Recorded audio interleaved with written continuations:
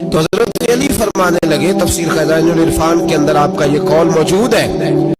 حضرت علی کہنے لگے دو دوست ہو دونوں مومن، دو دوست ہو دونوں مومن، دونوں نیک، ایک دنیا سے جب چلا جاتا ہے نا تو رب تعالیٰ کی بارگاہ میں پہلے پہنچتا ہے تو کہتا ہے یا اللہ میں بھلا کس طرح نیک ہوں، وہ جو میرا پیچھے رہ گیا ہے وہ مجھے نماز کی تلقین کرتا تھا، اے اللہ وہ مجھے عبادت کی طرف توجہ دلاتا،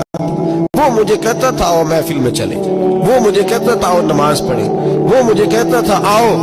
آج ہم بھی شریک ہوں کسی اچھی مجلس میں، اس کی وجہ سے میرے اندر بڑی تبدیلی آئی۔ فرمایا جب وہ بھی آئے گا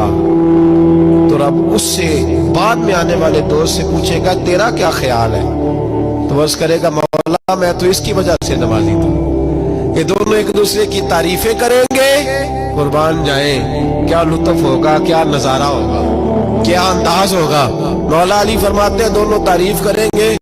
تو رب فرمائے گا میرا فیصلہ یہ ہے کہ تم دونوں کو جنت میں بھی اکٹھے داخل کیا جائے۔